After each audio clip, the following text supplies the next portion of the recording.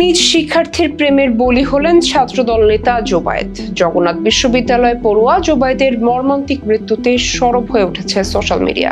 প্রথমে জোবায়েদকে হত্যার ঘটনায় পুলিশের হেফাজতে নেওয়া হয় তারই ছাত্রী বর্ষাকে। তবে ধীরে ধীরে বেরিয়ে আসতে শুরু করে ঘটনার গভীরে থাকা তথ্যপত্র। রাজধানী ঢাকা মহানগর মহিলা কলেজের শিক্ষার্থী বর্ষাকে টিউশন করাতেন জবি শিক্ষার্থী জোবায়েদ। একই সাথে রাজনীতিতেও সক্রিয় ছিলেন তিনি। তবে ভাগ্যের নির্মম পরিহাস, নিজ শিক্ষার্থী বর্ষার প্রেমের ঘটনায় নিজের জীবন দিতে হলো জবি শিক্ষার্থী এবং ছাত্রদল নেতা জোবায়েদকে। পুরান ঢাকার টিউশনিতে যাওয়ার পথে খুন হন জগন্নাথ বিশ্ববিদ্যালয়ের শিক্ষার্থী ও ছাত্রদল নেতা জুবায়েদ হোসেন। এই হত্যাকাণ্ডের প্রাথমিক তদন্তে পুলিশ বলছে ওই ছাত্রীর প্রেম ঘটিত কারণেই খুন হয়েছেন জোবায়েদ। পুলিশ জানান, প্রাথমিক জিজ্ঞাসাবাদে অভিযুক্ত ছাত্রী বারকিস শবনম বর্ষা জানিয়েছেন, বর্ষা ও তার বয়ফ্রেন্ড মাহির রহমানের প্রেমের জেরে খুন হয়েছেন জবি শিক্ষার্থী ও ছাত্রদল নেতা জোবায়েদ হোসেন। গত 19 অক্টোবর রোববার রাতে পুরান ঢাকার আরমানি টোলার একটি ভবনের সিঁড়ি থেকে জোবায়েদের রক্তাক্ত মরদেহ উদ্ধার করে পুলিশ। তার গলায় ছুরিকাঘাতের চিহ্ন ছিল। জগন্নাথ বিশ্ববিদ্যালয়ের 2019-20 শিক্ষাবর্ষের পরিসংখ্যান বিভাগের শিক্ষার্থী ছিলেন জোবায়েদ। পাশাপাশি ছাত্রদলের জগন্নাথ বিশ্ববিদ্যালয় শাখার আহ্বায়ক কমিটির সদস্য ছিলেন তিনি।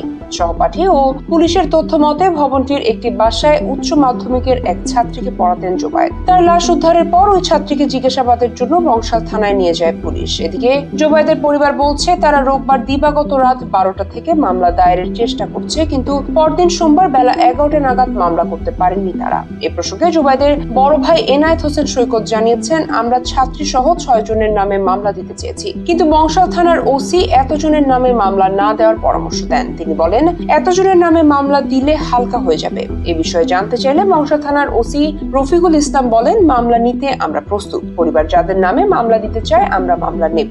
পরিবারকে বিশ্ববিদ্যালয়ের শিক্ষকদের সঙ্গে আলোচনা করে সিদ্ধান্ত নিতে বলেছি। পুলিশ আরো বলছে, নিহত জোবায়েদের ছাত্রী বর্ষার সঙ্গে 9 বছরের প্রেমের সম্পর্ক ছিল মাহির রহমান নামের এক যুবকের, যে কিনা বুরহান উদ্দিন কলেজে প্রথম বর্ষের শিক্ষার্থী। আর বর্ষা পড়তো ঢাকা মহানগর মহিলা কলেজের 2য় বর্ষে। পাশাপাশি বাড়িতে তাদের বেড়ে ওঠা ছোট থেকে তাদের মধ্যে ছিল দীর্ঘ প্রেমের সম্পর্ক।